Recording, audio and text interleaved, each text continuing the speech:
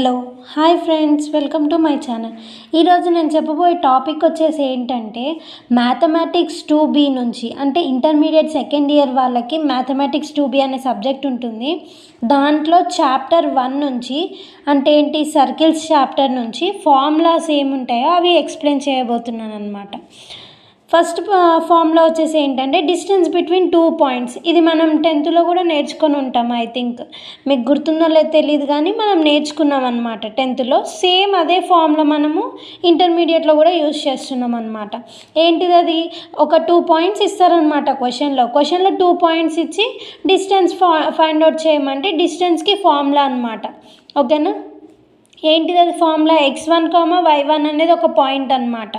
ఇంకోటి x2, y2 అనేది ఒక పాయింట్. సో ఈ 2 పాయింట్స్ని మనం దీంట్లో సబ్స్టిట్యూట్ చేస్తే ఒక వాల్యూ వస్తుంది. ఆ వాల్యూ ఏమవుతుందంటే డిస్టెన్స్ అవుతుంది అనమాట.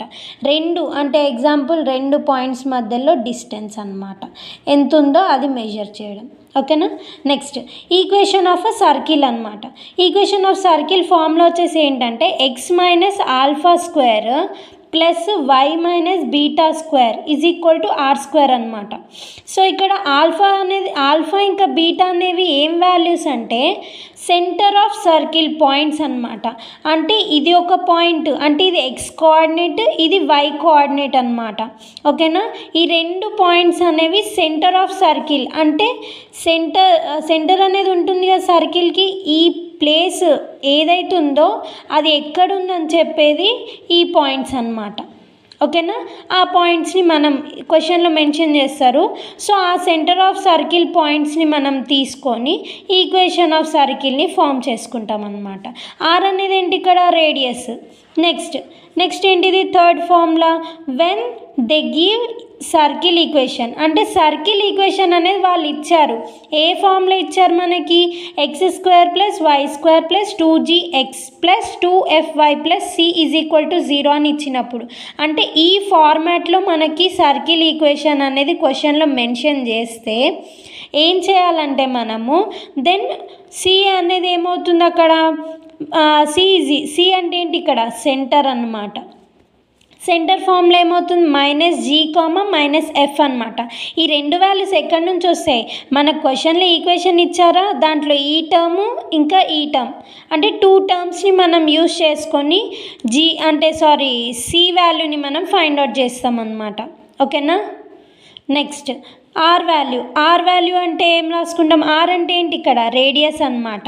రేడియస్ ఎలా వస్తుంది ఇక్కడ మనకి? √g².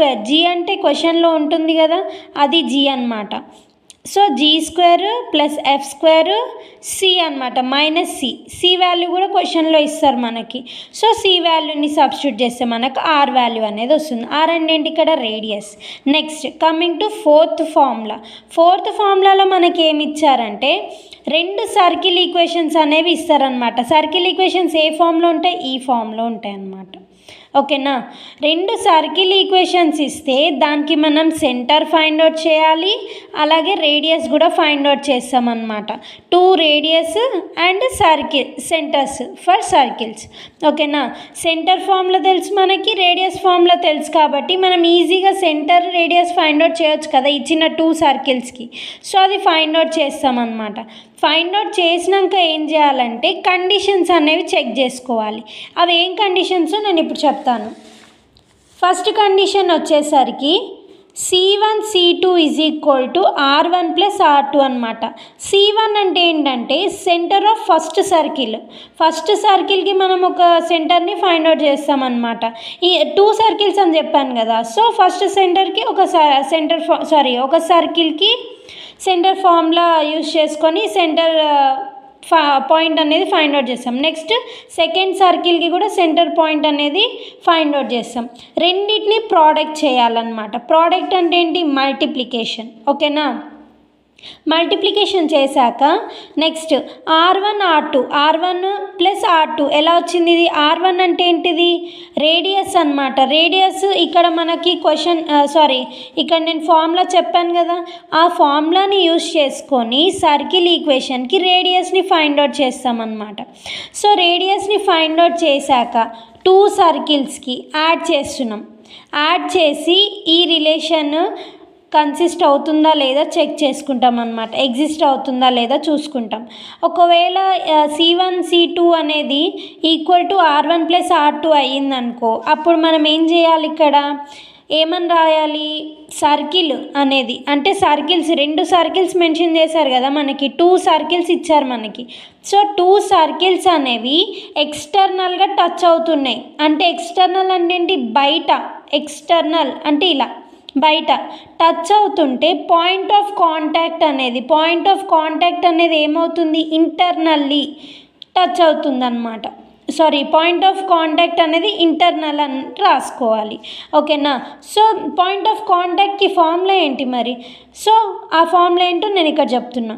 ఇక్కడ P of x, y is equal to R1x2 plus R2x1 by R1 plus R2, next R1y2 plus R2y1 by R1 plus R2 అనమాట, ఓకేనా. ఇదేంటిది formula, point of contact formula. ఎప్పుడు ఏ కండిషన్ ఉన్నప్పుడు, C1 C2 is equal to R1 plus R2 ఉన్నప్పుడు ఈ కండిషన్లో ఈ statement రాసి ఈ ఫార్ములాలో వాల్యూస్ని సబ్స్టిట్యూట్ చేయాలన్నమాట, ఓకేనా. వాల్యూస్ని సబ్స్టిట్యూట్ చేశాక మనకి పాయింట్ ఆఫ్ కాంటాక్ట్ అనేది వస్తుంది, ఓకేనా.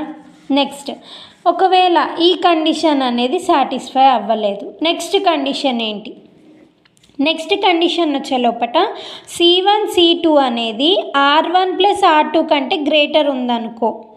సో ఈ కండిషన్ వచ్చిందంటే ఏం చేయాలి ఇక్కడ, then circles touches internally and point of contact will be externally, ఓకేనా. ఈ కండిషన్ రాస్తాం. సో ఏమవ్వాలి, ఇప్పుడు ఫార్ములా అనేది చేంజ్ అయిపోతుంది అనమాట. సింపుల్ సేమ్ ఫార్ములాసే, బట్ ఇక్కడ డిఫరెన్స్ ఏంటంటే ఇక్కడ అడిషన్ సింబల్ పెడతామన్నమాట, ఓకేనా. ఇక్కడ ఏం చేస్తాం మనం, గుర్తుపెట్టుకోండి, ఇంటర్నల్లీ టచ్ అయినప్పుడు ఎక్స్టర్నల్లీ పాయింట్ ఆఫ్ కాంటాక్ట్ వస్తుంది. ఎక్స్టర్నల్, ఈ అంటే ఎక్స్టర్నల్ అంటే అవుట్ సైడ్. సో ఈ అంటే గుర్తుపెట్టుకోండి మైనస్ అని రావాలి ఇక్కడ ఫార్ములాలో, ఓకేనా. ఒకవేళ నా వీడియో కనుక మీకు నచ్చినట్లయితే please like, share and subscribe to my channel mech girl to math girl.